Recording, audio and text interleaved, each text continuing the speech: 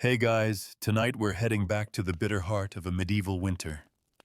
You're standing in the middle of a wind-whipped village surrounded by frost-covered thatch roofs and walls made of timber and wattle.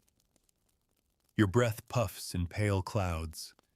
The sun has long since ducked below the horizon, and what little light remains flickers from rush lamps and hearths barely clinging to life.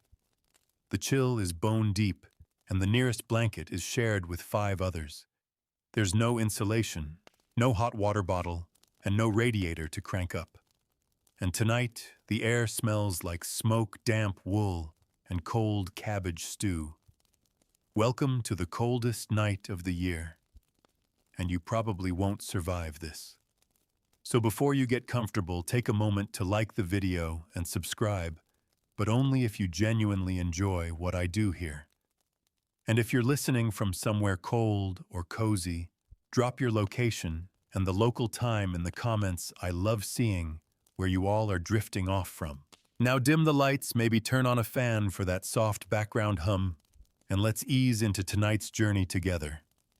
It starts like this: your breath curls into mist as you sit in the cramped corner of a croft, a mud-floored peasant's hut, where the only insulation is a hay-stuffed mattress and the collective body heat of your family. The roof sags a little, overhead straw poking out between rough-hewn timbers. Smoke curls from the open hearth in the center of the room, but there's no chimney. The smoke is supposed to rise and find its way out through a hole in the roof, but more often it just hovers, mixing with the damp and settling into your clothes, your blankets, your lungs. The door is a simple plank of rough wood barely latched, and the wind presses against it like an impatient hand. The walls are thin wattle and daub, maybe a few slats of wood, and in places you can see where the daub has crumbled away, letting the night air seep in. There's no glass in the windows, just a wooden shutter creaking against the gusts. Your fingers are numb, and you haven't felt your toes properly since Michaelmas. This is not a one-time hardship. This is every winter, every single night. The hearth fire is the only real heat source. It burns peat sticks, cow dung, if nothing else can be found. Firewood is precious, so precious, in fact, that you're probably stealing bits of it from the Lord's land when no one's looking. Getting caught means punishment, but freezing to death is worse. You've grown good at foraging dry twigs, at knowing which woods burn hottest and slowest. Oak, if you're lucky. Hazel sometimes. You avoid green wood, it smokes too much and gives off little heat. When night falls, you gather in one room with your family, the livestock, just beyond the dividing wall if there is one. Their warm bodies help a little. The cow's breath adds to the haze. The chicken coop smells like droppings, but eggs are your wealth, and the animal's warmth is a kind of heat tax you gladly pay. You eat something simple. A pottage, most likely stewed grains, maybe turnip or leek if you're fortunate. No meat tonight. There hasn't been meat since last Lent, and that was probably a salted piece of pork fat left over from the slaughter. The warmth of the meal fades quickly, but it's better than the gnawing emptiness of going to bed hungry. The bed isn't really a bed. It's more of a raised platform stuffed with straw, covered by itchy wool blankets, if you own any. Maybe it's old animal hide, stiff with use and age. Everyone piles in: mother, father, siblings, sometimes a grandparent. No shame in it. It's survival. Shared body heat is more valuable than privacy. You sleep in your clothes. No one undresses in winter. You curl around your youngest sibling, the one who whimpers in her sleep. Her nose is cold against your shoulder. Your mother snores softly, her breath rattling like parchment, and your father turns over, dragging the only heavy blanket with him. You tug it back, careful not to wake anyone. Sometimes the cold brings nightmares of frostbite, of wolves howling just outside the shutter. Wolves aren't a myth. They are real, and in hard winters they come closer to the villages, their hunger driving them to the edge of humanity. You've heard stories of them snatching stray dogs and small children who wander too far from the door after dark. So the door stays bolted. You whisper prayers to Saint Blaise, patron of ailments, and hope you don't wake with the cough. But even inside, the cold creeps. The walls sweat with frost. The roof drips with condensation that freezes along the edges. You can't afford to let the fire go out, but wood is scarce. Someone always has to wake in the middle of the night to feed the fire just a handful of twigs, just enough to keep the embers glowing. If you're the oldest child, it's usually you. You stumble from the bed, feet pressing into frozen earth, heart pounding as you lift the iron pot from the hearth and stir the coals. The nights are long. You fall asleep only to wake again a few hours later, frozen and stiff. Sleep comes in pieces, not all at once, and dreams feel like distant warmth, faint, glowing, unreachable. Still, you survive, because you have to, and you aren't alone. Everyone in the village is fighting the same night, the same frost, the same hopelessness.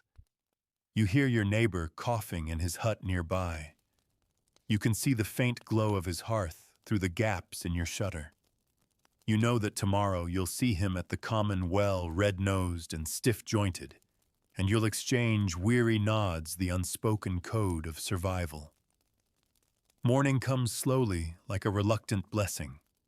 The frost on the ground sparkles like powdered glass.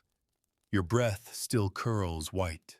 You press your feet into your worn shoes, stuffed with straw, and step out into a world that looks beautiful from a distance and cruel up close. And yet, this is only the beginning of winter. The cold doesn't ease up, not in the morning, not in the afternoon, and certainly not when the sun begins to sink again. You're not surprised. Winters in your part of the medieval world are less a season and more a test. And every day is a question. How much more can you endure? There's no thermostat, no layered fleece, no second pair of socks. You don't even know what a winter coat is.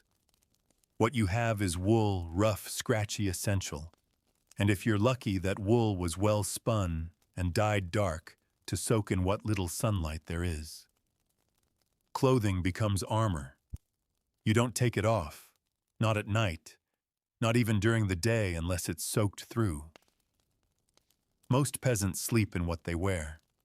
You wrap up in cloaks, scarves, whatever you can find. Layers matter. Linens underneath if you have them, wool over top, and an outer garment that's as close to waterproof as the 14th century can provide. That might mean boiled wool, oiled leather, or just an old sack repurposed with stitches and patches.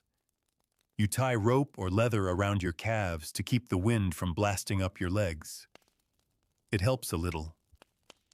But the wind finds its way in anyway. It always does. Your hands stay cold unless you keep them busy. That's a simple truth in winter movement, is survival.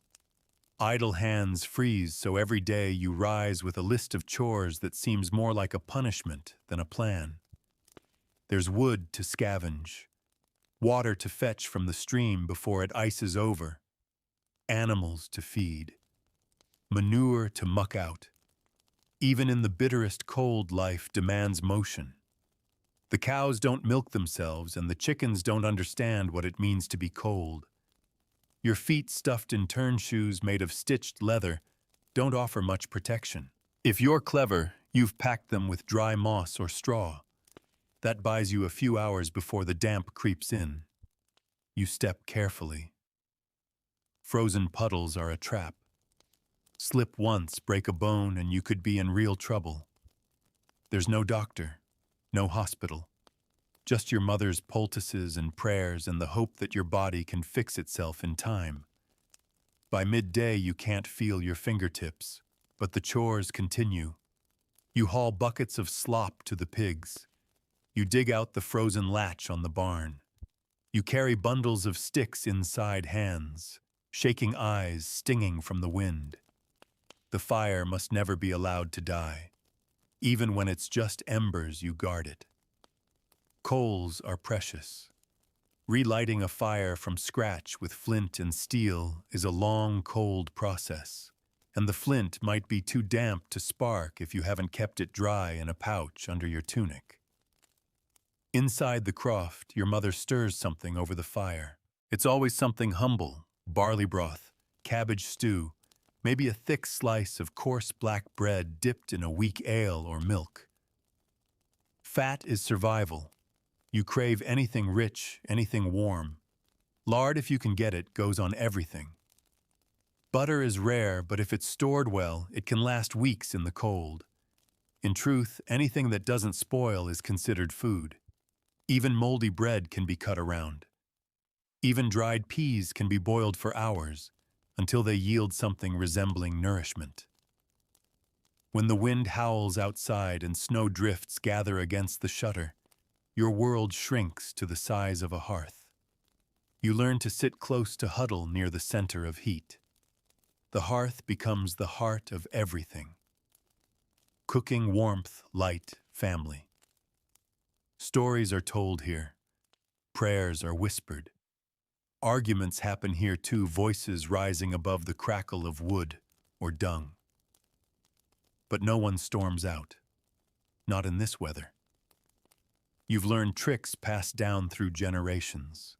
Heat stones near the fire, then tuck them beneath the bedding. They radiate warmth for a while, enough to get you to sleep. You might fill a clay jug with warm water and place it at your feet. It's crude but effective. Some nights you place fresh straw under the bedding to trap heat. Other times you spread pine branches beneath the pallet to insulate it from the ground. These methods aren't foolproof, but they help. And then there's the straw mattress itself, always needing repair. You fluff it. You refill it. You shake out the fleas. You pretend not to hear the scurrying of rats. It's not just the cold you're surviving, it's everything that comes with it. The biting insects, the sickness, the gnawing hunger. Illness spreads in winter like gossip at the village well. Coughs echo through thin walls. A fever is feared more than wolves. There's little to treat it with beyond herb teas, boiled roots, and whispered prayers to Saint Sebastian or Saint Apollonia. If someone's too weak to rise, someone else has to take up their chores. That means more work, less rest, and another pair of freezing hands at the hearth. You begin to understand why people hibernate in a sense not like bears, but in spirit. When the sun dips behind clouds for days at a time and everything turns white and gray, you withdraw. You move less, talk less. You become like the world outside, quiet, half asleep, waiting for the thaw. Even children play less. There's no energy for running games, no warmth for joy, just the silent expectation of spring. But you've also noticed something else, something buried under the frost, like a stubborn root. In winter, people share more. A neighbor may knock with a loaf of bread when they've baked too much. Another may offer a wool scrap or let you borrow a pot when yours cracks. You share stories. You trade help. The cold doesn't just steal, it unites. You learn who you can trust in winter, who you can lean on, who will let your family sleep closer to theirs when the night is too sharp for one hearth alone. Sometimes you huddle with others in the Lord's barn during blizzards. It's not mercy, it's practicality. If all the peasants die, who will till the land come spring, so the reeve might allow a night under the thatched roof with the animals? It's not warm, but it's shelter. And when wind rattles the timbers and snow falls sideways, even a barn smells like salvation. And so night comes again. You crawl beneath the blankets, tuck your arms close and press your face into the shared heat of your family. Your breath fogs the air. The fire has dwindled. Someone will wake soon to stoke it again. But for now, your eyes close. The wind wails outside. The wolves wait in the woods, and the world turns white once more. But you're still here, still surviving.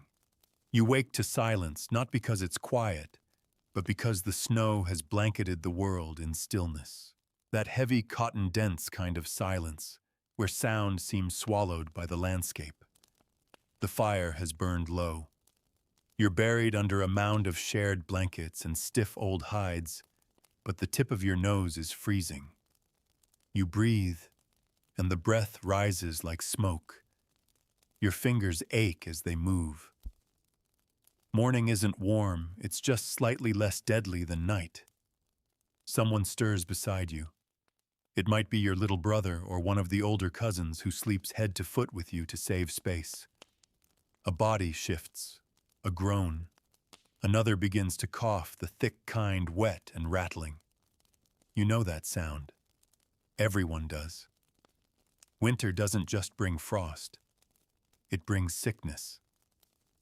And the line between just a cough and something worse is as thin as the linen on your back. You climb out of bed, if it can even be called a bed, and your feet land on the frozen dirt floor. You wince. It never gets easier.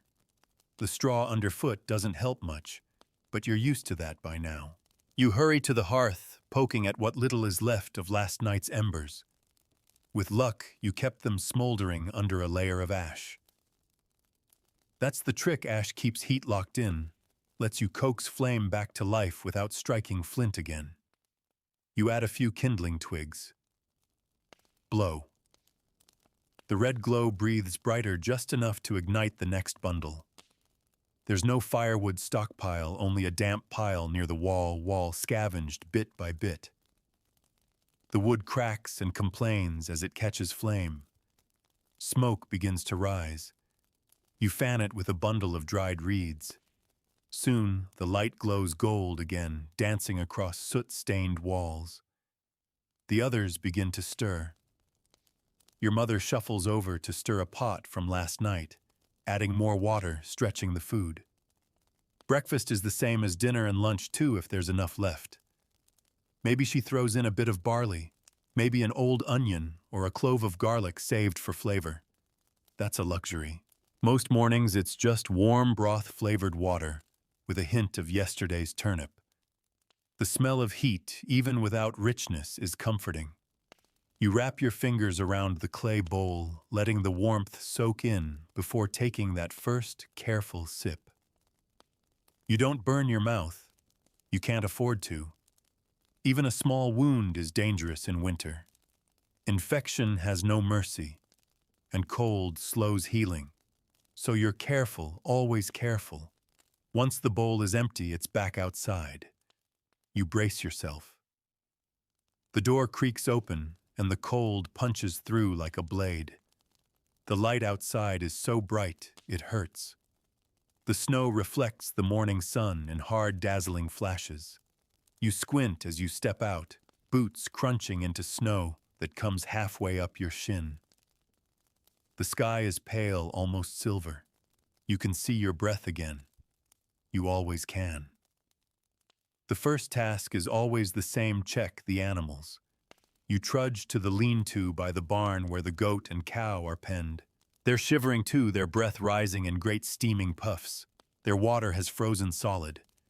You break the ice with a stick, stirring it, to make sure they can drink. If they can't drink, they won't eat. If they won't eat, they'll die. You've seen it happen before.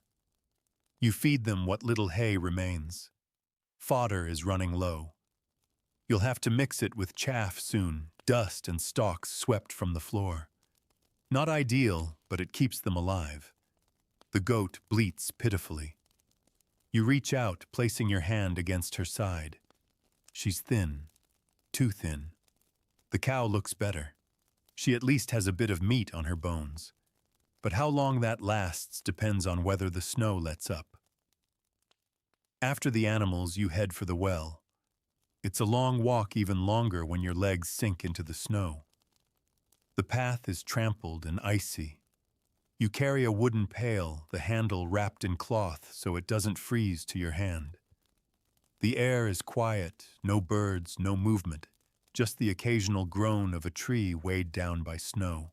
The well is frozen over.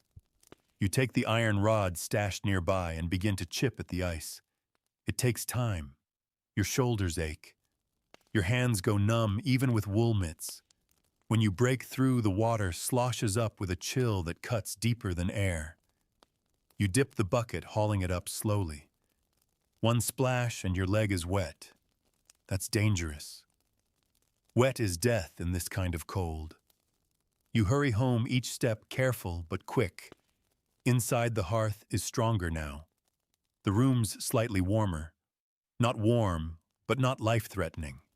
You peel off the soaked legging and sit by the fire, letting the steam rise from the wool. Your mother fusses. She tells you to be more careful. She knows. She's seen people freeze from one careless splash. Later, you help mend the roof. It's sagging again. Snow is heavy. You climb up cautiously, hands gripping the brittle ladder, patching holes with bundled straw and dried mud. It's risky. One slip and you could fall, break a leg, maybe worse. But you need to seal the gaps. The cold creeps in through the tiniest cracks, and that's all it needs. As the day passes, the sun never climbs very high. By mid-afternoon, the light begins to change again, turning soft and amber, sliding toward evening. The shadows stretch. You can feel night waiting at the edges.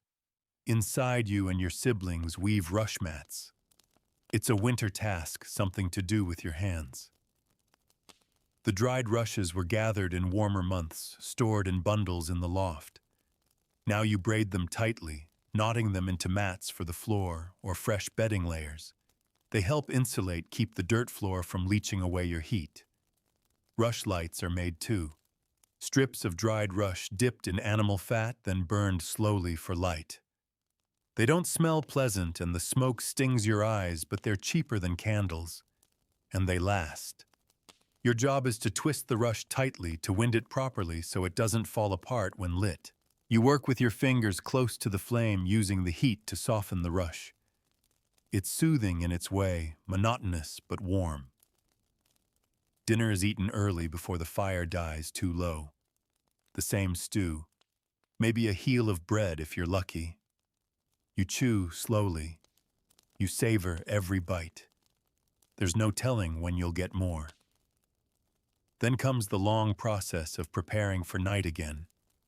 You bank the fire, rake the coals together, pile ash to keep them alive. You place the warmed stones in the bedding. You bundle up with as many layers as you can find. You check that the door is latched and that the shutter is pulled tight. You lie down, eyes adjusting to the dark. Your sister curls beside you. Someone's foot nudges your calf. You're crowded, uncomfortable, but warm, mostly. Warm enough. You listen to the wind outside. You hear the trees groan. Maybe far off you catch the sound of wolves again. You close your eyes, and somehow you sleep. When morning comes again, it's not because of sunlight. It's because of sound. A rooster crows somewhere in the distance, muffled by the thick walls of snow. Someone sneezes beside you. The baby stirs and begins to cry, wailing with a rawness that cuts through the air like a bell. Your eyes open slowly, lids crusted with sleep and smoke. Your breath rises in curls. It's another frozen morning. Another challenge waiting in line behind the last one. The fire has gone low again. Just a faint glow under a mound of white ash. You don't move yet. You just lie there watching your own breath, listening to the hush of winter outside your walls. There's something comforting in the sameness of it all. Terrible, yes, but also predictable. You've survived nights like this before. You'll survive this one too. Maybe. Eventually, you sit up the blanket, pulling away like peeling bark. The shock of cold hits immediately. It seeps into your scalp, your teeth, your bones. You tuck your chin to your chest and slide your feet into the shoes you left near the hearth, though they're barely warmer than the floor itself. Your mother's already up, adding twigs to the fire. She moves slowly now, her joints stiff from years of cold winters and hard labor. Her hands cracked and red tremble slightly as she lifts the kettle. No one complains. No one says they're cold. That would be like saying the sky is blue. It's understood. You take your chores without being told. Out to the barn again. The cow needs water. The chickens need grain. You carry everything through snow that has crusted overnight, the top layer icy and slick. You walk carefully, shoulders hunched, hands tucked into the folds of your tunic. The sun has not fully risen. The air has that strange, hollow sound of deep winter, the kind that makes you feel like the whole world is holding its breath. The cow breathes steam into your face as you set down the bucket. She's hungry and slow.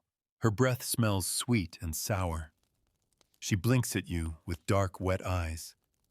You reach out and stroke her neck, whispering words. You don't even think about comforting nonsense that somehow comforts you more than her. The chickens are restless too, feathers fluffed against the cold.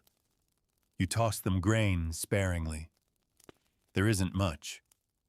You've started mixing in crushed eggshells and old husks to stretch the feed. They peck anyway, frantic and sharp. Life doesn't slow down for the cold, it just gets meaner. Afterwards, you stop at the woodpile. What little there is.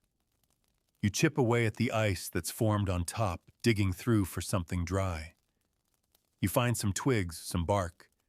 You tuck them under your arm like treasure. They'll keep the fire going. That's all that matters. Back inside breakfast is whatever your mother's managed to pull together. Maybe oatcakes. Maybe thin broth. Maybe just warm ale. You eat it slowly, more for the heat than the flavor. Your siblings pass the bowl back and forth. No one speaks much. There's a shared understanding that speech costs energy. The day's labor begins again. Winter doesn't cancel your obligations, it just makes them harder.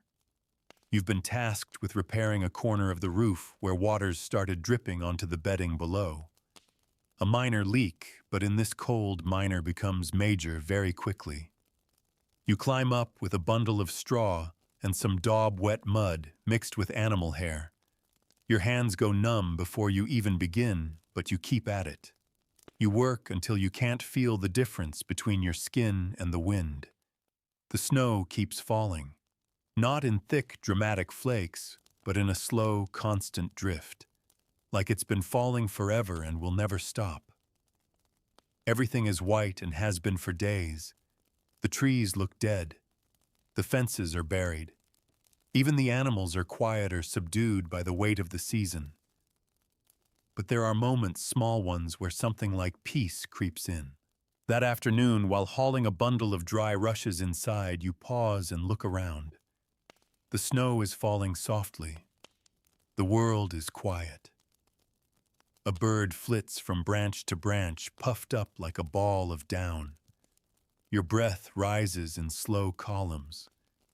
For a second, everything feels still, not dead, not dying, but sleeping, as if the world itself is wrapped in a heavy blanket, dreaming of spring. Back inside, your mother asks you to help spin wool. The spinning wheel creaks as you work the fibers, drawing them out between your fingers, twisting them into thread. It's slow work, but rhythmic. You lose yourself in the motion draft twist wind. The wool is scratchy, the oil clinging to your hands. But the sound of the wheel and the warmth of the fire are a kind of lullaby.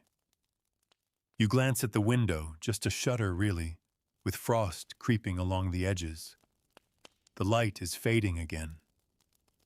The days are short like a sigh.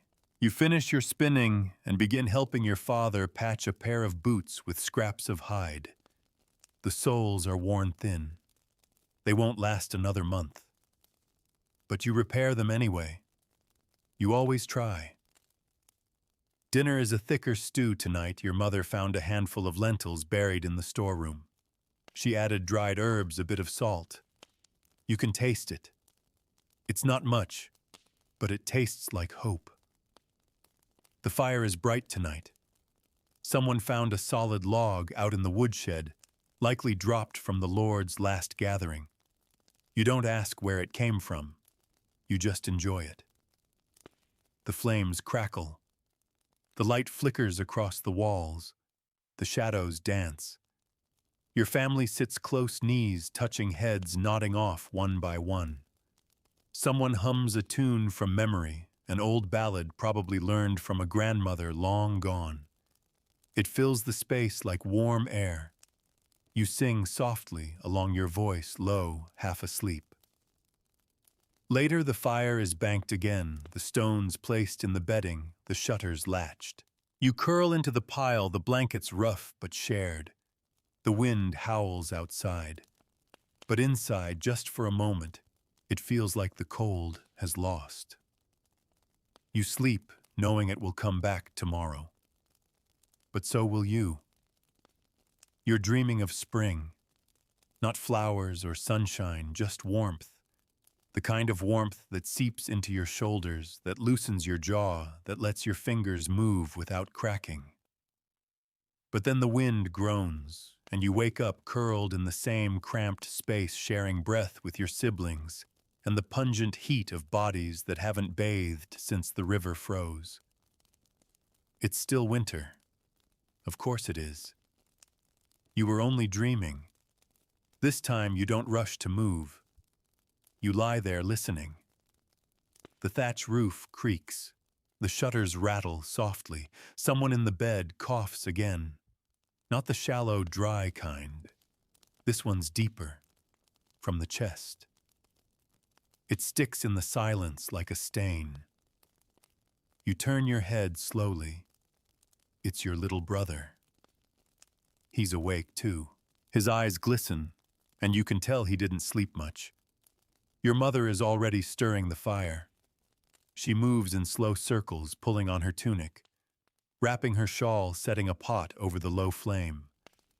The embers glow with her motion. She's used to doing this, has done it for years. Her hands move with purpose, though you know they hurt. She never says so, but the way she presses them against her back after every task speaks louder than words.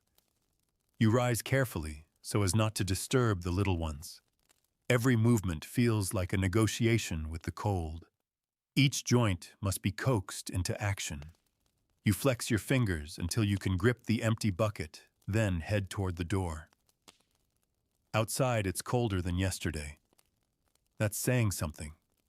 You step into a landscape of iron. The air burns in your nostrils. Your breath clouds thick and white. Everything is gray, brittle, lifeless. The snow crunches like glass beneath your feet. Even the trees look as though they've surrendered their branches, drooping, their bark glazed in frost. The well has frozen solid again. You groan quietly, jaw tight against the ache of it. Back to the barn for the iron rod. It takes longer this morning to chip through the ice. Your hands feel stiff and the wind gnaws at your ears. But you keep going. You always do. When you return with the water, your mother smiles faintly. Not much, but enough to warm something inside you. She ladles out the morning's broth, barely more than hot water with a bit of gruel. You drink it anyway. You don't waste anything in this weather. Hunger dulls pride. The rest of the morning is spent inside repairing what can be repaired.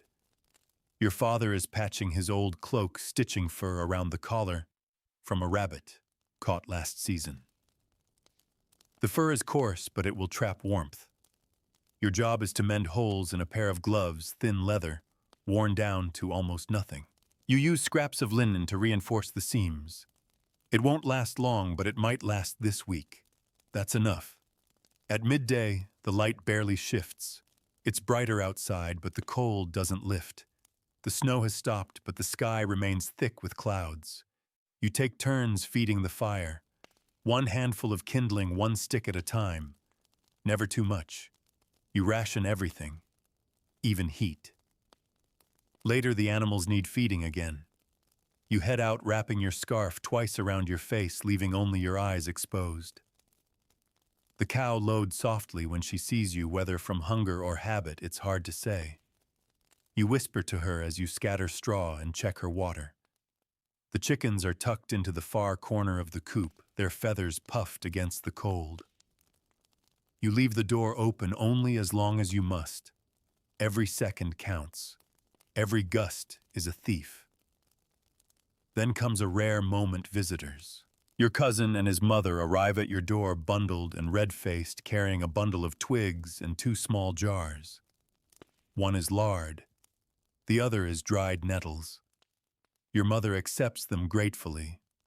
In exchange, she gives them a round loaf she baked 2 days ago and a handful of dried apples. It's not charity, it's balance. The old system of give and take that keeps the village from starving or freezing completely. You don't survive winter alone. No one does. The conversation is short. Just a few words exchanged by the hearth. Some talk of wolves near the edge of the forest, of old Thomas slipping on the ice and breaking a rib, of the Lord's men passing through last night, checking to see which families still had livestock.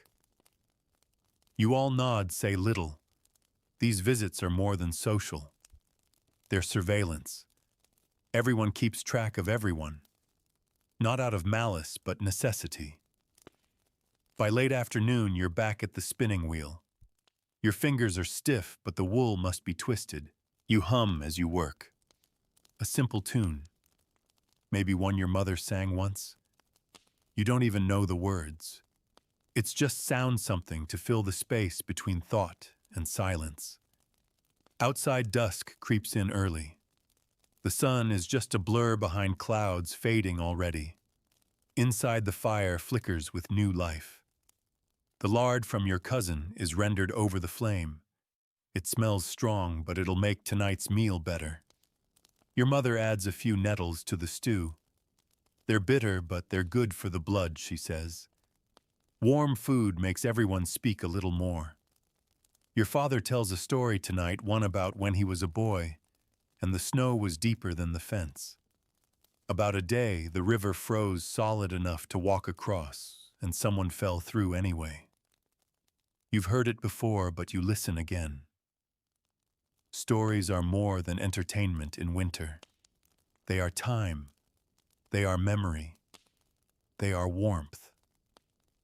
After dinner, your mother wraps the baby tighter, rocking him gently near the fire.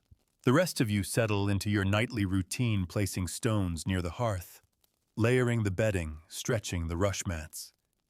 You even find a dry plank to prop against the door. Extra wind last night made the latch tremble. And then it's time. Time to lie down again, in the same corner, under the same blanket, in the same positions, like puzzle pieces worn smooth by repetition. You nestle into place, heart slowing. Someone whispers a prayer, not loud, just enough for heaven to hear. Outside, the wind picks up again. The roof sighs beneath the weight of snow. But inside, you've survived another day. And the cold, it hasn't won yet. You sleep lightly now, not out of choice, but conditioning. The cold doesn't allow for deep slumber. Not really.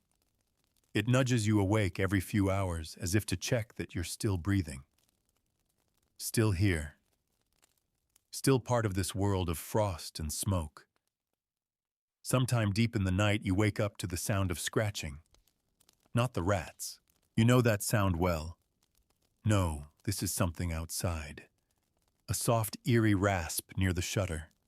You freeze. Hold your breath. The scratching stops, then starts again. You slowly sit up. The others stir, but no one wakes. You inch toward the shutter and press your ear to the rough wood. The wind whistles low and mournful. You're about to retreat when you hear it a huff, a breath, something warm and alive just on the other side of that thin barrier. Wolves. They're close tonight. You know they wander through in winter searching for scraps, scenting livestock and refuse. Usually they stay away from the houses. But when the snow is deep and the hunger deepens with it, even wolves forget their fear. They've likely scented the cow in the lean-to, or the chickens, or maybe just warmth. You press your palm against the shutter, heart thudding.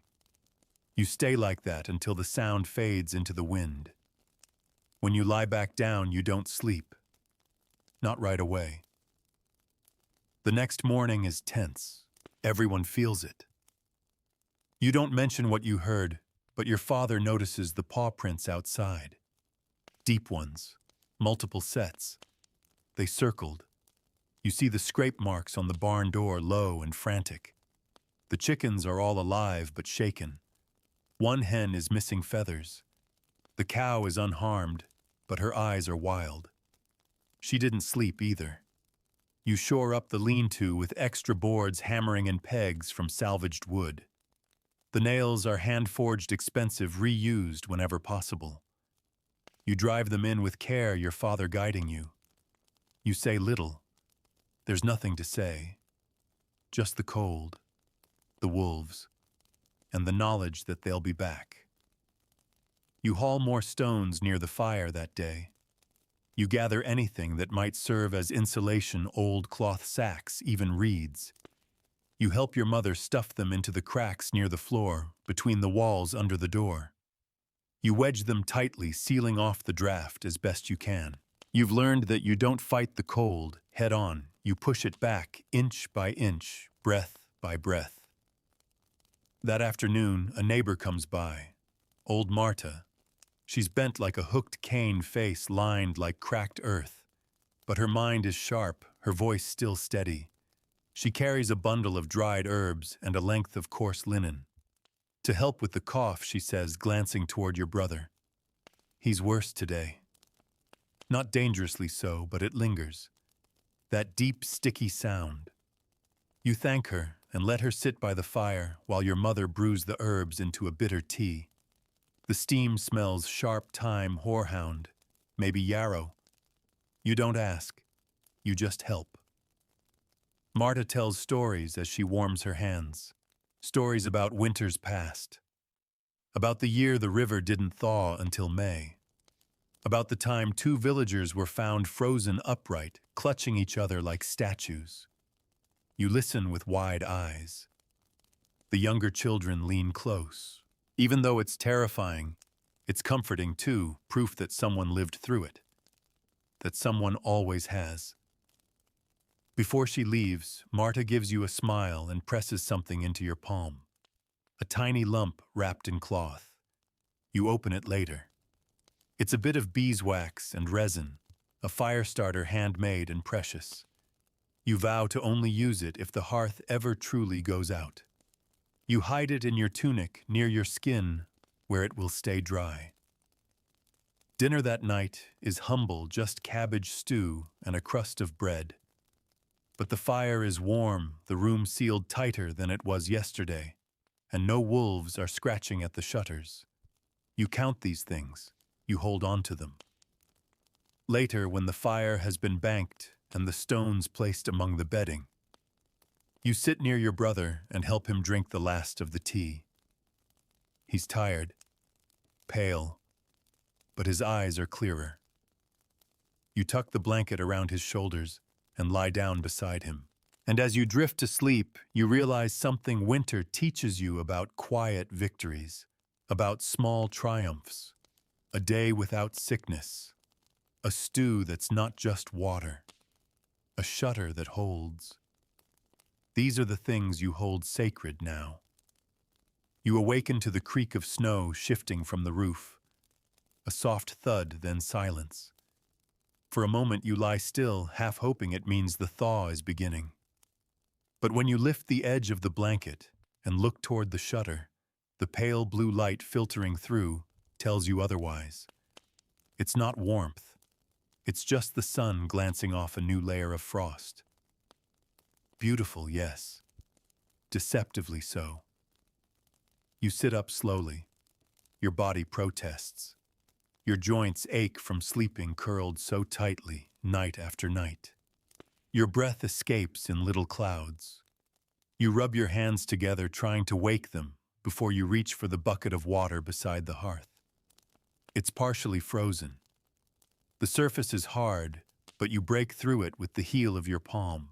The shock of the cold stings like a slap, but at least it's clean. Your brother still coughs in his sleep, but softer now. Less wheeze, more breath. That's a good sign. You lean over and touch his forehead. No fever. That's another. Small victories. You've learned to mark your days by them. Outside, the snow has stopped falling, but the wind is sharp again. It cuts across the landscape like it has something to prove. You open the door only wide enough to slip through and press it shut again behind you. The sunlight glints off the ice-crusted fields. For a moment, you just stand there, blinking into the brightness. You can see the other huts, little smudges against the white. Smoke drifts upward from some of them. Others remain cold, silent. You wonder about the families in those, whether they've run out of wood, or food, or simply the will to move. Your feet crunch across the snow as you make your way toward the edge of the tree line. You're on the hunt today, not for game, though. You wish you were, but for fallen branches, dry bark, anything that will burn. You carry a small axe, though its edge is worn and dull. It's not for chopping trees, just trimming what nature offers freely. You're not allowed to take from the Lord's forest, not without permission. But in winter, necessity often blurs the lines. You find a dead branch still mostly dry, and start breaking it down into manageable pieces. Your fingers are numb even through your mitts. Each crack of wood sounds loud in the stillness. You gather a modest bundle and tie it with a bit of rope, then start back. The wind whistles through the trees like a song with no melody. On the way home, you pass Marta's hut. Smoke curls lazily from the chimney. That's a good sign. You make a note to stop by later. She's old, and old people don't do well in weather like this. But she's tough, has lived through more winters than most. She always says the snow doesn't scare her. It's the silence that does. Back home, your mother is kneading dough near the hearth. The fire crackles stronger now. Someone must have fed it while you were gone. Your bundle of wood goes into the stack by the door. It's not much, but every stick counts. You brush the snow from your shoulders and join her, helping stretch the dough into flat rounds. Today you'll bake them directly on the stone, covering them with a hot pan to trap the heat. It's a trick she learned from her mother. The bread comes out dense, a little smoky, but warm and filling. You eat yours with a bit of salt and a smear of lard. It tastes better than anything you can remember. After lunch, the village reeve passes through. He's on horseback, wrapped in layers of fur and wool, a scarf covering his mouth. His breath fogs with each word as he greets your father. They speak in low tones, and you listen from the doorway, pretending not to. There's talk of extra hands needed to clear paths, of a collapsed roof on the other side of the hill, of wolves again. Always the wolves. Your father agrees to help with the clearing. You go with him carrying shovels and tools, joining 3 other men from neighboring huts. Together you walk across the crusted snow, stomping down drifts, carving walkways between homes and barns and storage sheds. It's hard work. Your shoulders burn. Your fingers sting. But it gets your blood moving. And the sky, though pale, is clear.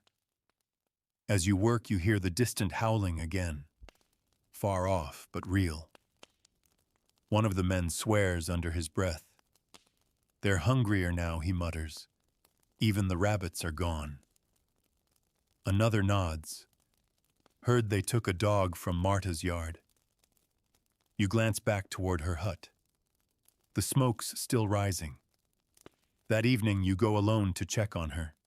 The snow is deep in the path, and the cold clings to your bones. But when you knock, her voice answers. A small relief. She opens the door, bundled in a shawl, face creased with lines that have seen too many winters. She smiles when she sees you and waves you inside. Her hut is dim, but warmer than expected. A good fire burns in the hearth.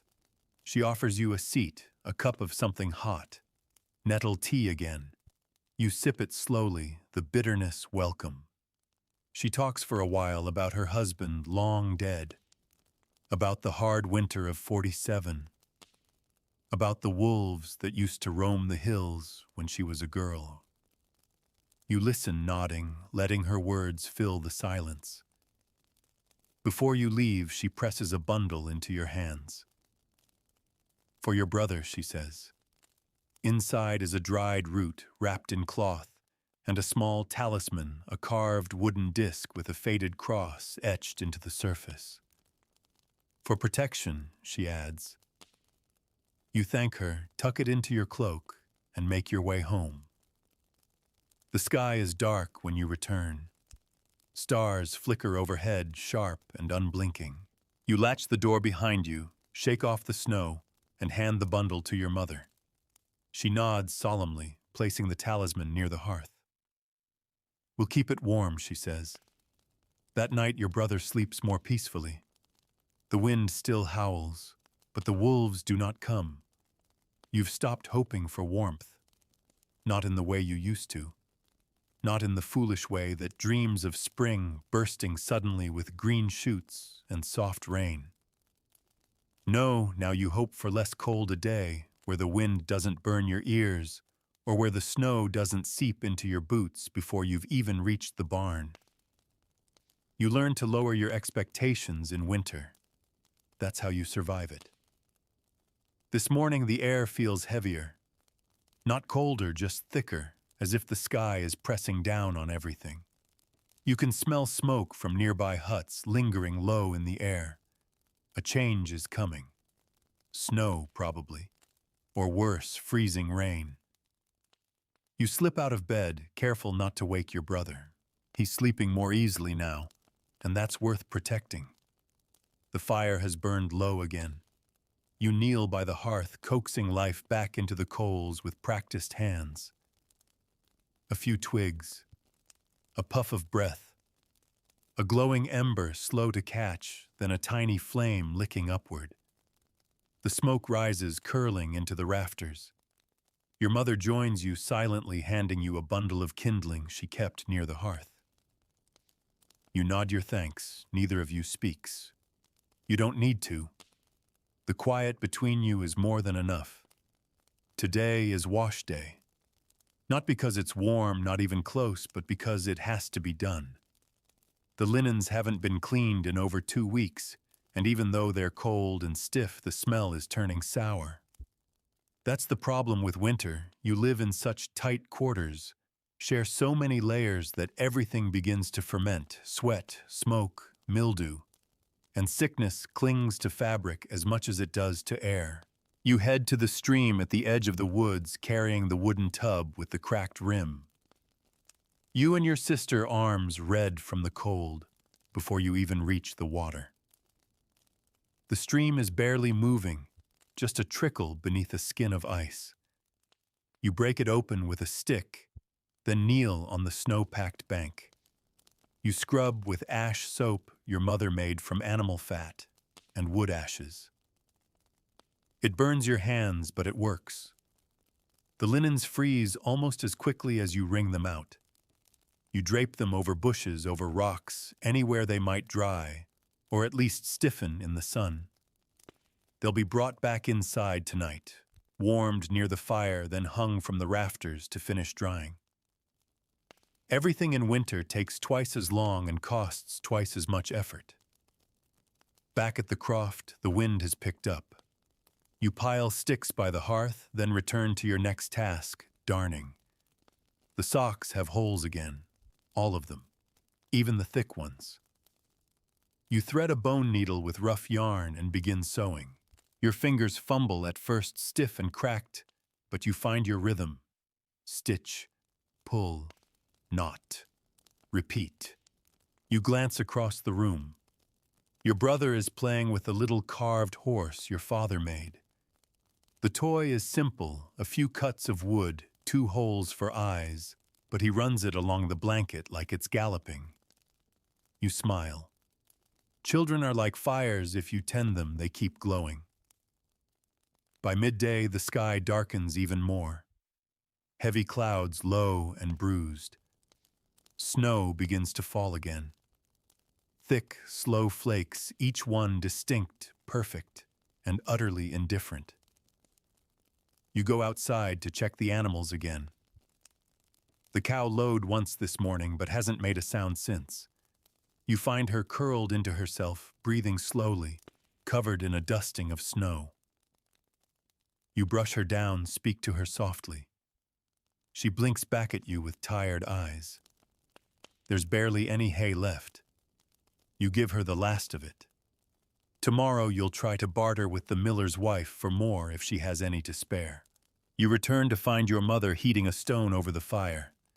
She wraps it in linen and tucks it into the bedding. You've started doing that more now. It helps, a little. Sometimes the stone is still warm by morning, sometimes not. But it's one more tool in the fight against the creeping cold. That evening your father brings news. The Lord has sent word that the peasants must gather to clear snow from the main road by the manor. Not tomorrow, tonight. Before another storm hits. You're to go with him. The other boys, too. All strong arms needed. No excuses. No pay, either. Just the promise that the work will be remembered. You eat quickly flatbread with melted cheese, a rare treat, and then dress in layers. Wool tunic, cloak, mitts, hat pulled low. The cold wraps around you like a second skin the moment you step outside. The snow is already piling. The wind bites your cheeks. But you walk anyway. You and a dozen others gather near the bend in the road. Most are familiar faces. A few are strangers, villagers from farther down the hill. Together you take shovels and branches and begin clearing the road, packing down snow, digging trenches along the sides. The work is brutal. Your breath comes in sharp white gasps. Your hands throb inside your mitts. The road seems endless, and the snow keeps falling. But no one stops. No one dares. The manor watches even if it says nothing, and you can't afford to be the one who quits. Hours pass. The wind howls. Someone slips. Someone curses. Someone breaks their shovel handle and keeps working with just the blade. By the time you return home, the stars are out hard and cold in the sky. Your legs barely carry you. Your back aches, but the fire is still burning. Your mother saved you a bowl of stew, thinner now, but warm. You eat in silence, letting the heat spread through your chest. And then you sleep. You sleep the sleep of the utterly exhausted, the kind that doesn't even dream. When your eyes flutter open, it's the weight in your arms that tells you it's morning. Not the light, not the sound. It's your youngest sister bundled against you like a kitten, her breath slow, her hair damp with sweat from the shared warmth. You shift carefully, peeling yourself away from the warm patch you created through the night. She doesn't stir. For a moment, you envy her. The fire is out. Not completely, but enough that the cold is quick to reclaim the room. You can see your breath again. The stones you'd heated last night are cold to the touch. You kneel by the hearth without thinking.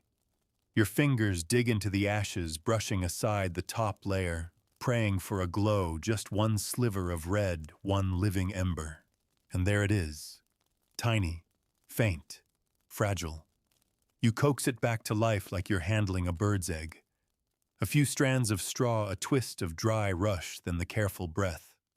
A glow, then a flicker, then flame. Your mother once said that starting a fire is like saying a prayer with your hands. You believe her now more than ever. Outside, the wind whistles sharp and high, a teeth-baring wind. It rattles, the shutter winds through the thatch. You brace for the day. After a quick sip of broth, your father sends you back to the road. The snow returned overnight, undoing half your work. The drifts are waist-high in some places, wind-blown and stubborn.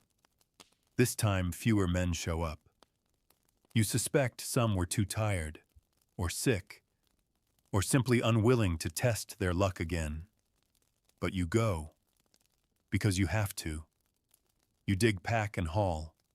You breathe through wool. Your mitts soak through. Your knees tremble. You don't talk. No one does.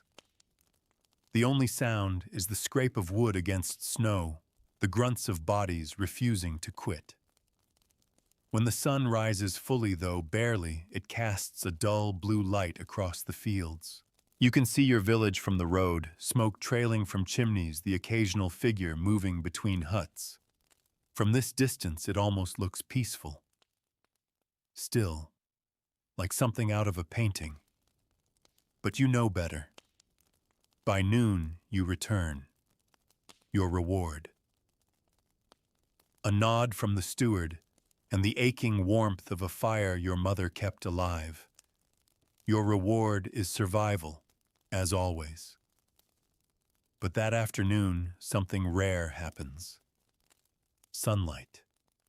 Actual golden sunlight breaks through the clouds and spills across the frozen fields. You squint as you step outside. The snow sparkles.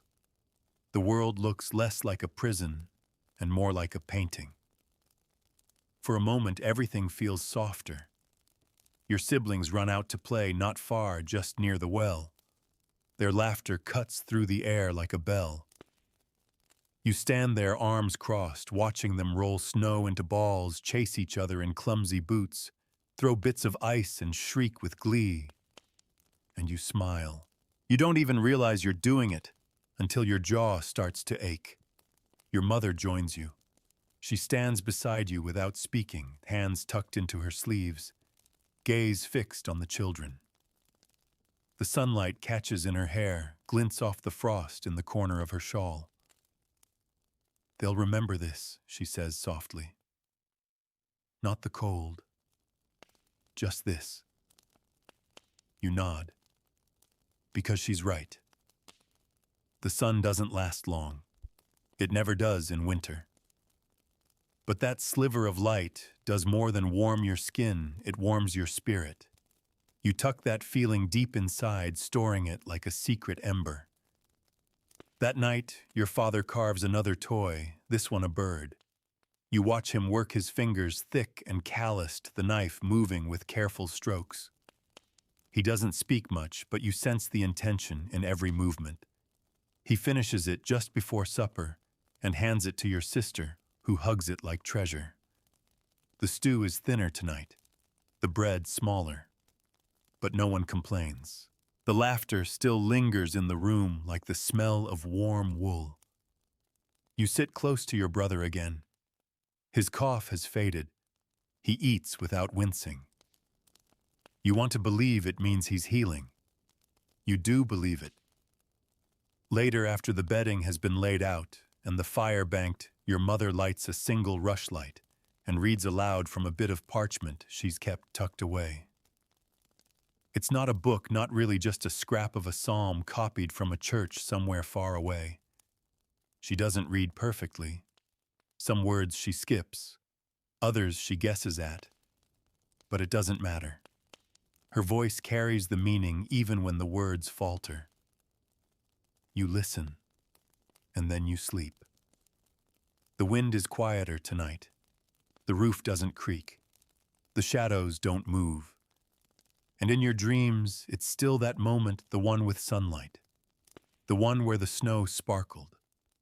The one where, just for a breath, winter loosened its grip. By now, you no longer count the days. The rhythm of winter is not in calendars or saints' feast days, but in repetition. Fetch the water, tend the fire, check the cow, mend the cloak. Time has frozen with the land suspended in routines as unchanging as the gray sky above you. But somehow, this steadiness becomes its own comfort. A cold, creaking sort of comfort, but comfort nonetheless. This morning you wake before anyone else. There's no particular reason. Your eyes simply open, and your body refuses to return to sleep. You sit up listening to the silence. No coughing, no wind, just the soft sound of breathing, the gentle hiss of the banked fire still clinging to life under ash. The room is silver blue with early light.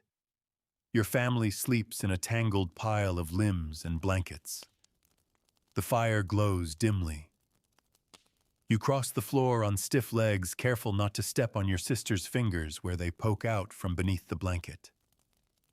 You crouch low, gather some twigs, and begin the process of reviving the fire. You don't need to be told anymore. You've become the kind of person who simply does what's needed. It's the only way to get through this season. Once the flame is steady, you pull on your cloak and boots and step outside. It's snowing again, but softly. The kind of snow that drifts down in silence, piling like ash light, but relentless. The air smells clean, sharp, and almost sweet. You walk toward the well not because you have to, but because you want a moment alone. The village is still, just smoke curling slowly from the roofs. You pass the edge of the woodpile, noting how low it's gotten. You'll need to collect more branches tomorrow. Maybe strip bark. Maybe break down old furniture if it comes to that. At the well, the surface is frozen. Again. You don't break it yet. You just sit on the edge and let your thoughts wander. Your hands red and rough fold together in your lap. You can't remember the last time you felt truly warm. But you're alive. And in winter, that's the highest standard. Later, the rest of the house begins to stir. The baby cries first. Your mother hums a quiet tune as she rocks him. Your father grunts as he stands stretching a back stiff from sleeping on straw. Your brother asks if the sun's out. You say no, but the snow is soft today. That seems to satisfy him. Breakfast is a handful of dried beans and a sliver of smoked turnip. Nothing fresh, nothing sweet. You chew slowly, washing it down with warm water. Your stomach doesn't complain anymore. It's learned what to expect. Mid-morning, a knock at the door changes everything. It's the blacksmith's son. His cheeks are flushed and his nose runs. He speaks quickly between breaths. His father fell hurt his leg. Can your father help? There's no doctor. There's barely a priest. The village handles its own wounds. Your father doesn't hesitate. He gathers a small satchel with herbs, linens, and a bone needle. You go with him. Not because you're asked, but because your mother's eyes tell you to. The blacksmith's house is larger than yours and warmer. The forge, even when dormant, holds heat in the stones. But the air is tense. The blacksmith lies near the fire leg, bent at a sickening angle. His face is pale, his brow damp. Your father kneels and begins examining the injury. You hold the man's hand while your father talks him through what's coming. He'll have to pull the bone back into place. There will be pain. There will be blood. You don't look away when it happens. You hold tighter. You count your breath in time with his cries. And when it's done, when the bone is set and the man's leg bound tight, you feel something shift inside you. A kind of strength, or maybe just a kind of knowing. That life is pain, yes, but also healing. You return home in silence. Your hands are still sticky with blood. Your mother washes them with snow. Neither of you says anything about it. That evening you go out again not far, just to the edge of the woods where you last saw dry branches. You carry the axe. Your hands still shake a little, but you press on. You find what you need: fallen limbs, stripped bark, brittle twigs. You gather them into a bundle and start back. On the way you pause and look up. The sky has cleared. It's the first time in weeks you've seen stars. Dozens, maybe hundreds. Cold and bright, flickering like distant fires. You stand there, breath catching in your throat. It's beautiful. So beautiful it almost hurts. When you return, your mother's smile greets you like another fire. She's heated a bit of cider saved from the fall. Just a sip each. It tastes like apples and smoke and memory. Your brother has carved another toy from a piece of bone, a tiny bird, smooth and delicate. He gives it to your sister. She names it Snow. You all sleep a little closer that night. The fire burns a little longer, and in the distance no wolves, just stars. The stars may have offered a reprieve last night, but by morning the world reminds you exactly where you are. The cold is sharper again, dry, brittle, the kind that makes the inside of your nose ache and turns every breath into a hiss. There's a silence outside that feels heavier than usual, not peaceful, not gentle, just still. You know that kind of cold. The kind that freezes water mid-pour. The kind that makes the boards on the door groan and contract loud enough to startle you from sleep. And sure enough, when you push back the blanket and crawl out of bed, your feet meet a floor that's stiff with frost. The fire, though you banked it well, is nearly gone. The embers glow weakly, a dull red, pulsing like a heartbeat in sleep. You know what to do, you always know now. You work silently, methodically, add the twigs, coax the coals, feed the flame. It takes longer today. The air seems to fight you at every step. Smoke refuses to rise, curling instead around your face. Your eyes sting. You blink your cheeks, already raw from the air. When the fire finally catches, you sit back on your heels and exhale one long, silent breath of relief. Your mother joins you a few minutes later. She doesn't speak, only rests a hand on your shoulder. The gesture means everything. Breakfast is late. The beans need soaking, and there's barely enough lard left to flavor the water. You eat slowly, dipping dry bread into broth so thin you can see the bottom of the bowl. But you eat it all. Every drop, every crumb. Hunger has no pride. Midday brings a new kind of work. You're going to the woods today, farther than usual. The stores are low. You need more than twigs.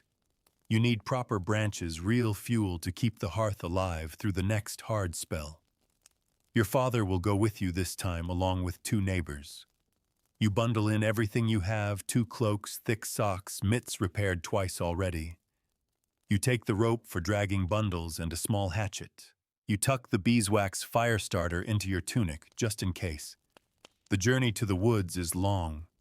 The snow is deep, the air still. No birds, no wind. Just the sound of your boots crunching and your father's quiet breath behind you. The sky is overcast again, low and heavy like a lid over the world. In the woods, it's darker still. The snow lies thick on every limb. The trees groan under the weight. You look for fallen branches, first dry ones free of rot. There's not much. Others have been here before you. Every peasant knows this stretch of forest. Every family has followed the same game trails and broken the same limbs. But eventually, you find what you need. You gather it slowly, carefully, bundle by bundle, tying it with rope, dragging it through the snow like treasure. Your father works quietly beside you, breaking a dead limb from a birch with a clean, dull crack. He glances over at you occasionally, but says little. His way of checking in. Hours pass. Your cheeks burn. Your shoulders ache.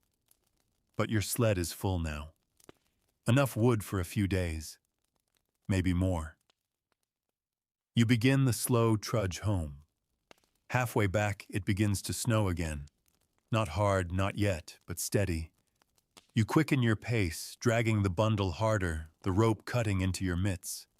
Your father falls behind for a moment to help the others. You don't stop. You can't afford to. By the time you reach the village, the light is fading. The snow is heavier now. The wind is rising. You stagger into the croft and collapse near the fire. Your mitts are soaked. Your feet burn as they thaw. You breathe through clenched teeth, letting the heat prick you back to life.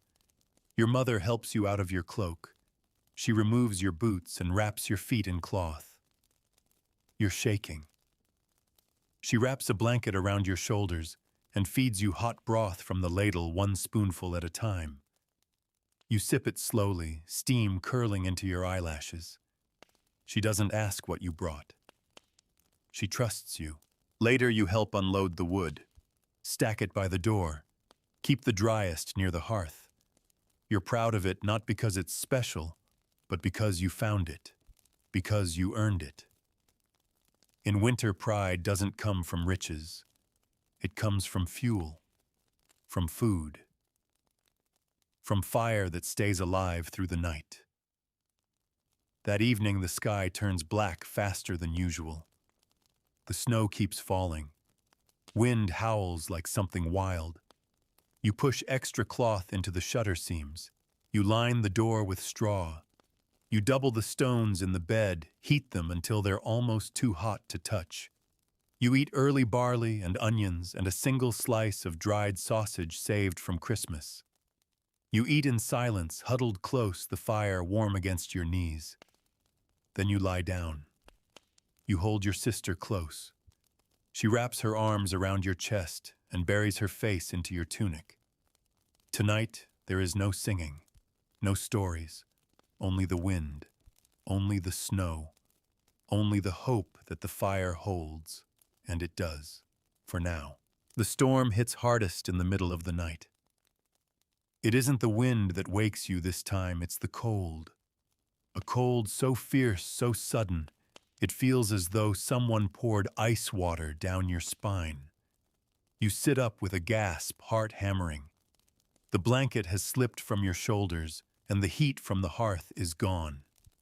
Not diminished. Gone. The fire is out.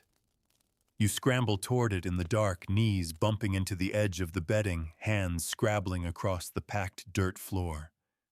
The hearth is black and still. Even the stones are cold. You dig through the ash in a panic, but it's useless. Whatever spark remained has been swallowed by the night. The door groans on its hinges.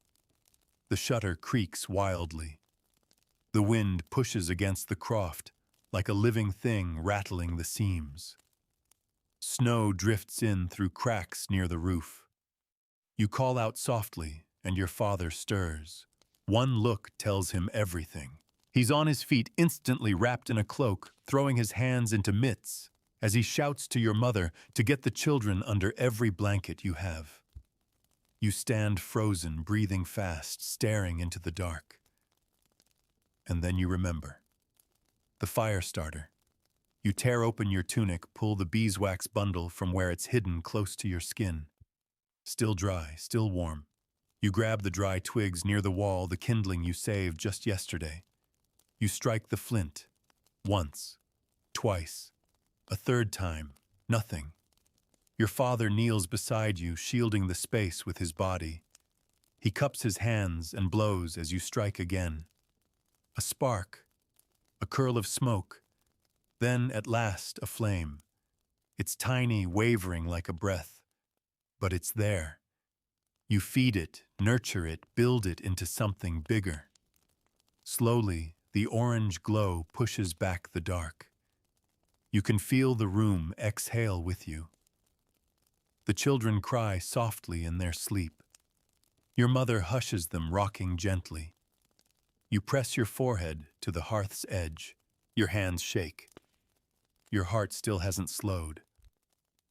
By dawn, the storm has passed. The world is white. A heavy, blinding white that seems to cover everything, even the sound. You step outside and immediately sink to your knees in snow. The drifts are waist-high, maybe more. The fence has vanished. The paths are gone. Everything looks erased. But the air is still. No wind now. Just quiet. You work all morning clearing the snow from the door, digging paths to the lean-to, checking the animals. The cow is alive, huddled beneath a collapsed section of roof. You dig around her, speaking softly, feeding her the last scraps of hay. Her eyes roll with fear, but she stands. The chickens aren't so lucky. 2 are dead. Frozen in place, feathers stiff and eyes open. You bury them in the snow, not out of ceremony, just to keep the foxes away. You return inside covered in snow and sweat. The fire is strong now. The air inside is still cold, but it feels like something reclaimed, something yours. That afternoon, the villagers gather. You all meet near the church, a squat stone building with a warped door and a bell that hasn't rung in years. The reeve is there taking stock, counting families, asking after the sick, the injured, the missing. 2 homes collapsed. No one died. But there are injuries. 1 man lost fingers to frostbite. Another slipped, broke his arm. And 1 family, a mother and 2 children, have nothing left. Their roof caved entirely. Your mother doesn't hesitate. She tells the reeve they can sleep in your home near your hearth. You flinch at first. Your home is small. Space is already tight. But your father nods. He agrees. That night, they arrive quiet and grateful. The children are younger than you, eyes wide and rimmed with red. Their mother holds her hands close to her chest, fingers wrapped in cloth. You offer them the warmest stones. Your father gives up his place near the fire. Your mother doubles the broth with water and herbs. You share what you have. And somehow the room feels warmer. Not physically, but deeper. Like the walls have shifted to hold more than just bodies, like they've made room for hope. You don't sleep much. There are too many limbs, too many people. But you lie still and listen to the sound of breathing all around you.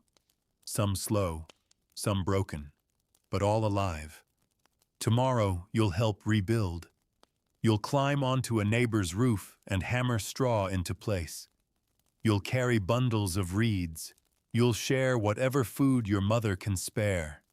You'll give away a pair of mitts, not because you have much, but because that's how you've survived this long. Because when winter roars the loudest, sometimes the only answer is to draw people closer, to share the heat, even when you barely have any yourself. The next day dawns flat and gray, as if the sky itself is too tired to do anything but hover in silence.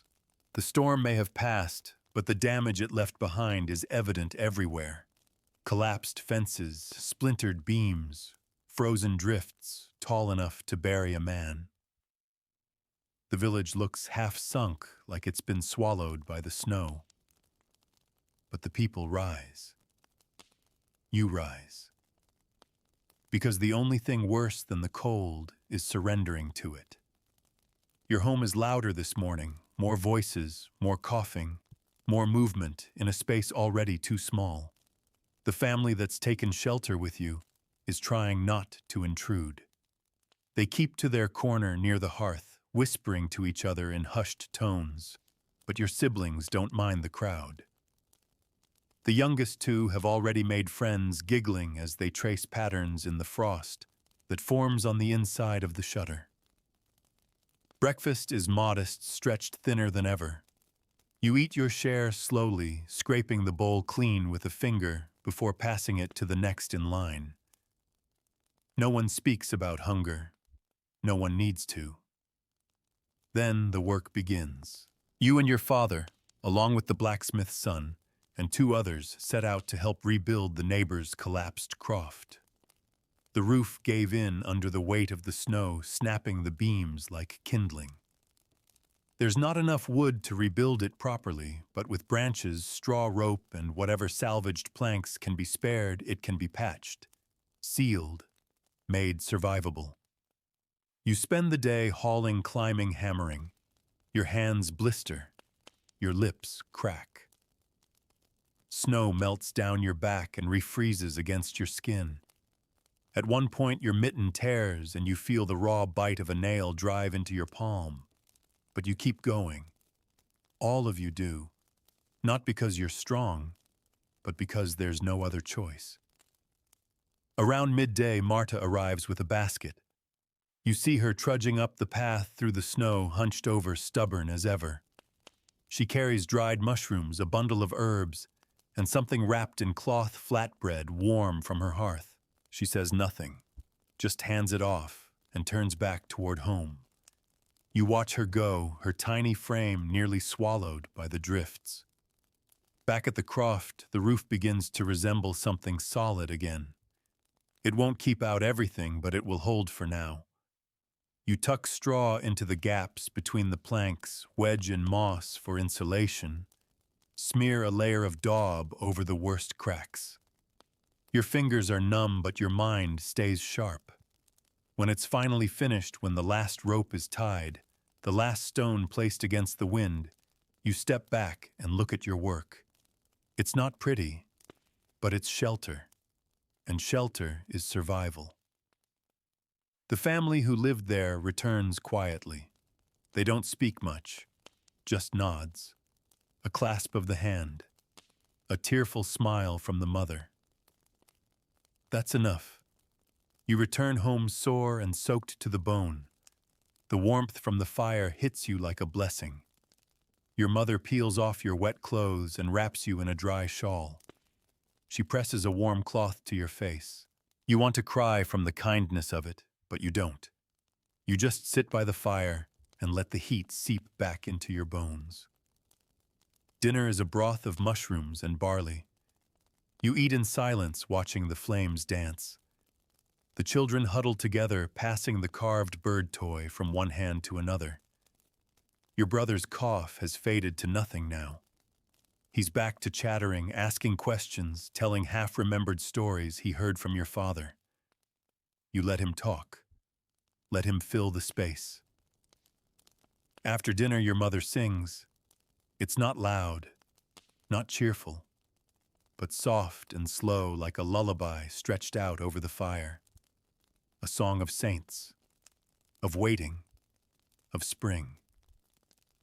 The new family listens too. Their eyes are closed. They breathe in time with the melody, and for the first time since they arrived, their faces soften. The weight lifts just a little. That night the bedding is crowded again, but you don't mind. You fall asleep with your sister's hand curled around yours, your brother's foot pressed against your shin. The fire is strong. The roof holds. The snow is still falling, but it falls gently now. And for the first time in weeks, you dream of something other than survival. You dream of green, of rain, of the world returning to color. The next morning comes quieter, softer, almost suspiciously gentle. No howling wind, no screaming shutters, just the creak of your father's boots on the floorboards, and the muted chirp of a single bird, tentative, uncertain, as if even it isn't sure what this strange stillness means. When you open your eyes, you're warm, not completely, but more than usual. The fire is still burning. The hearthstones are glowing like miniature suns. The bundle of extra blankets you added for the guests has held the heat better than expected. Even your breath doesn't puff quite as thick into the air. It feels strange to wake up without a sense of immediate urgency. No collapsed roofs, no dying fire, no frozen pails or snowdrifts to dig through before your first bite of food. Just the quiet, just the flicker of flame and the sound of your mother humming as she tends to the pot. You lie there for a while unmoving. It's the first time in weeks that your body doesn't ache in a new place. You flex your fingers and toes, expecting the usual sting of thawing limbs, but today they're only stiff, not screaming. Eventually, you rise. Breakfast today is still humble barley mash and dried root, but there's a second pot, something bubbling. Your mother nods toward it and says it's a gift from Marta. Boiled chicken bones and a few herbs. A thin soup, but rich compared to what you've eaten lately. You can smell the fat in the steam. Your stomach growls in anticipation. The children are in better spirits too.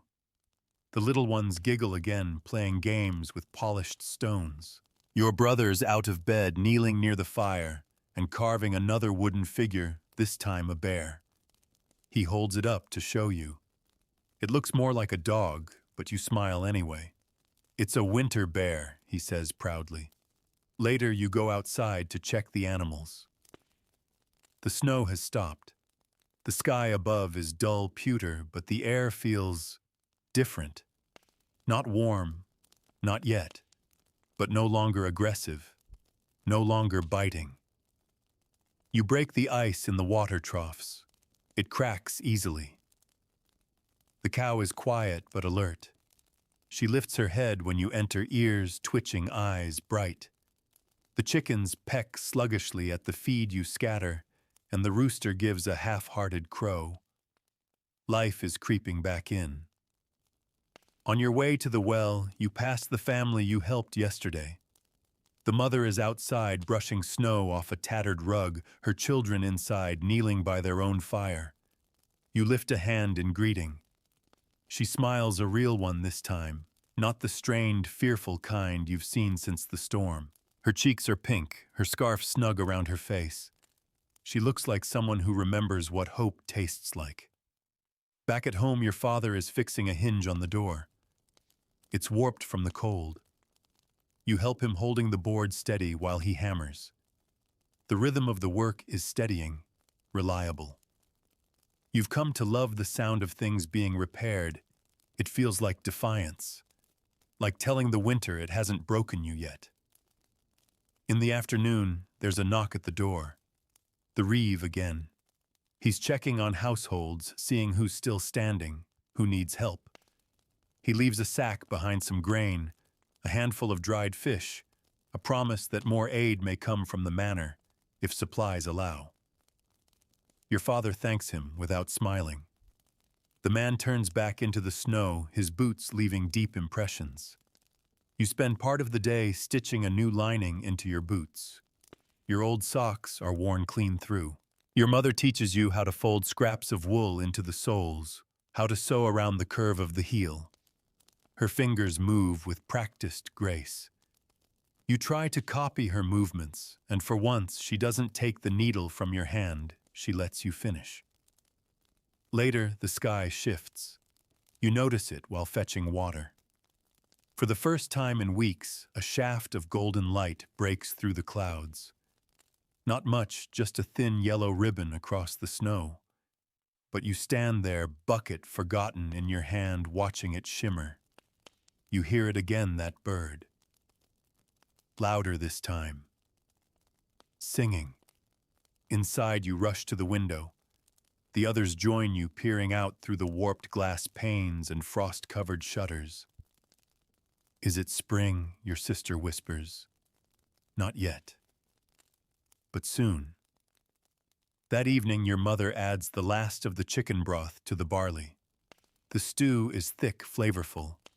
You eat in silence, too busy savoring each bite to speak. Even the baby sleeps peacefully tonight, cooing softly as he's rocked by the firelight. After dinner, your father pulls out a wrapped bundle you haven't seen in weeks, an old pipe carved from ashwood gifted to him long ago. He doesn't light it, just holds it cradling the familiar shape in his hands. Maybe tomorrow, he says. And then as the fire burns low and the shutters are secured, you lie down once again. The blankets feel less heavy, the air less cruel. You press your cheek to the scratchy fabric of the mat, your sister's breath soft beside you, and close your eyes. You dream again. This time of thawing rivers and fields dotted with flowers, of a world where the snow is gone and the grass returns. And for the first time in a long while, you believe it might really come. The thaw doesn't arrive in a single glorious sunrise. It comes slowly, as all things do in a peasant's life, incremental, subtle, and easily missed if you're not paying attention. But you are paying attention. It begins with a sound. Not the howling of wind or the cracking of branches under snow, but the drip, one drop at a time. Meltwater falling from the edge of the roof. It taps against the stone near the door like a message. The rhythm is irregular, but insistent. When you hear it for the first time, your eyes snap open, and your heart lifts before you even know why. The snow hasn't vanished, not even close. But it's softening, losing its teeth. And in its place comes mud, thick, sticky, clinging to boots and skirts. The ground that once felt like iron now squelches beneath your feet. It smells strange, almost rotten, but it smells like earth, like something alive. You wake earlier each morning now, not because of cold, but because your body's begun to believe in the sun again. Light seeps into the croft more easily. The frost on the inside of the shutter has vanished. The fire, though still burning, doesn't feel quite so sacred, just necessary. Today, your mother opens the door and leaves it open for a moment too long. You see dust motes dancing in the air. You feel the tiniest breeze, not icy, but cool and wet and full of promise. She steps outside without her cloak. You watch her back, her shawl fluttering as she stares toward the fields. Later that morning, the children help you carry out the rush mats. They're stiff with grime and ash and months of bodies. You beat them with sticks, the dust rising in clouds around you. A few other families are doing the same. For the first time in weeks, there's a hint of sound in the village again, chatter, laughter, scolding.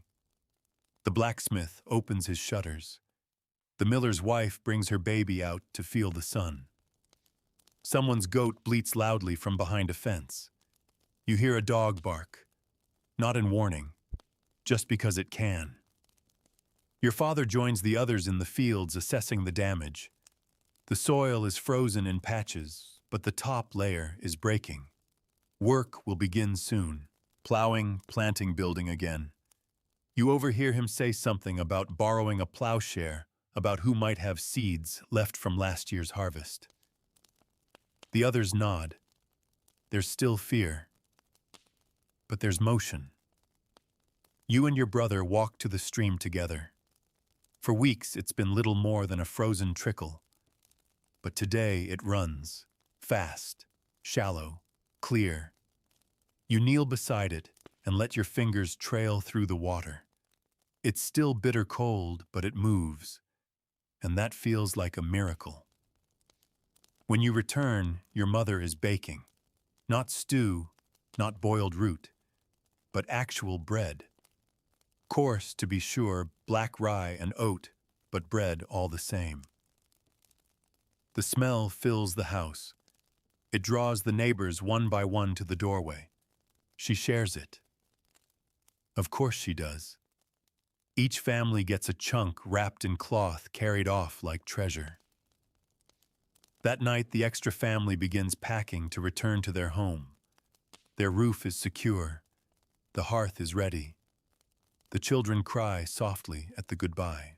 Your sister gives her bone-carved bird to the youngest one. For luck, she says, pushing it into their hand. Your mother adds a small jar of herbs to their basket. Your father gives a nod. No one says much else. But the gratitude hangs in the air like incense. After they leave, the croft feels larger again. Empty, almost. But not in a sad way. It feels like breath returning to lungs that had been held too long. You sit by the hearth after supper watching the flames. The heat isn't needed as much anymore. It's habit now. Ritual. A reminder of what got you through. Your brother sits beside you, quiet. Then he whispers, "We made it, didn't we?" You look at him. His cheeks are fuller, his eyes clearer. He's survived the cough, the hunger, the fear. You nod. Yes, you say. We made it. Later that night, you go outside again. Alone this time. The sky is open above you, full of stars, but to the east, a soft pink glow is rising.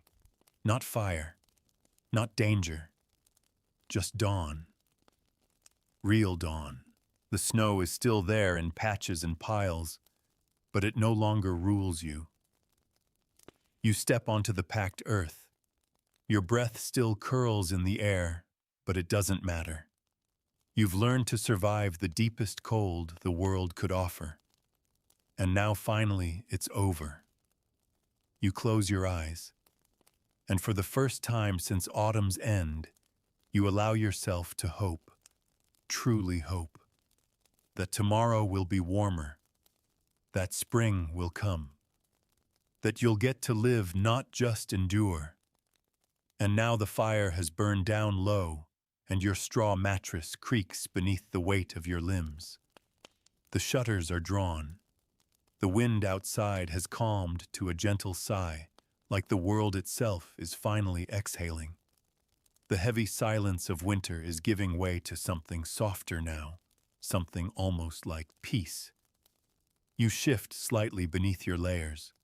The warmth of your family is all around you. The heat from the hearth lingers in the stones near your feet.